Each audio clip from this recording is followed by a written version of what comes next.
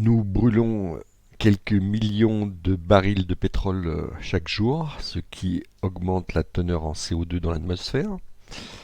Le CO2 est un gaz à effet de serre et donc la température de l'atmosphère augmente à cause de nos émissions. Pour ceux qui en doutent, eh bien, regardez les vidéos euh, publiées par Earth The Operator's Manual.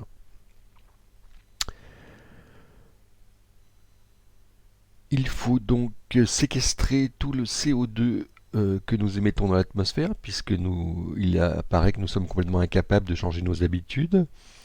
Nous venons encore de battre des records de bouchons à cause de tous les individus qui partent en vacances dans leur voiture individuelle.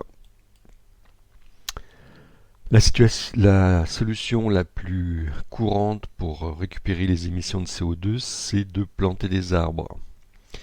Mais malheureusement, comme on vient de le voir, les arbres, ça brûle.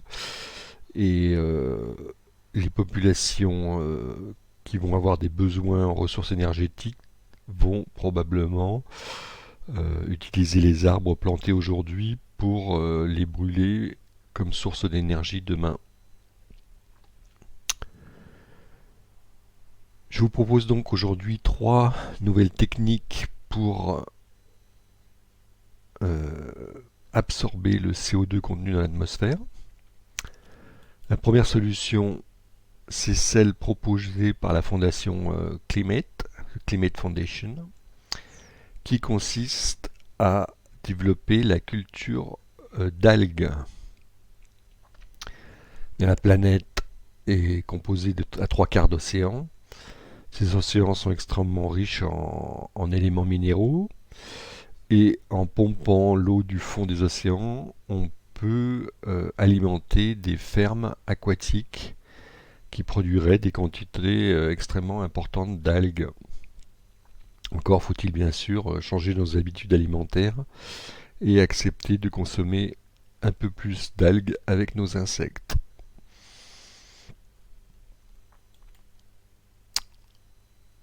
Deuxième solution, c'est d'utiliser les silicates de magnésium contenus dans un minéral qui s'appelle l'olivine pour absorber le CO2 contenu dans les océans et ainsi limiter l'acidification des océans. Donc c'est le projet Vesta qui est épaulé par une équipe de scientifiques extrêmement dynamiques. Bien sûr, ça demande de réduire en sable des tonnes, des millions de tonnes de basalte qui contiennent de l'olivine, de les déposer le long des plages des océans ou agités naturellement par les vagues, ils vont pouvoir absorber l'acide carbonique contenu dans les océans. Je vous laisse découvrir plus en détail ce projet sur le site projectvesta.org. Et enfin, la troisième solution dont je voulais vous parler aujourd'hui, c'est l'augmentation de la matière organique dans les sols.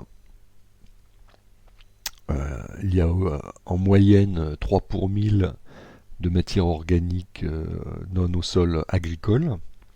Et si on réussissait à augmenter cette teneur en matière organique d'un pour 1000, eh bien, on pourrait séquestrer des millions de tonnes de carbone. Donc l'INRA travaille sur cette solution depuis de nombreuses années. Évidemment, la majorité des résidus organiques des cultures sont déjà broyés pour être réintroduits dans les sols.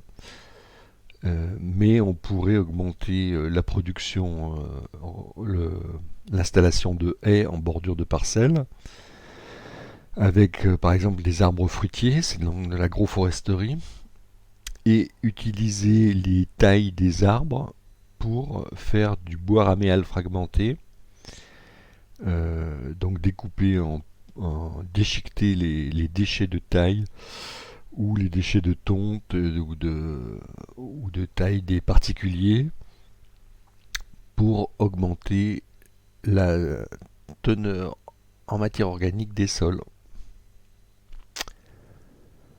Voilà, et bien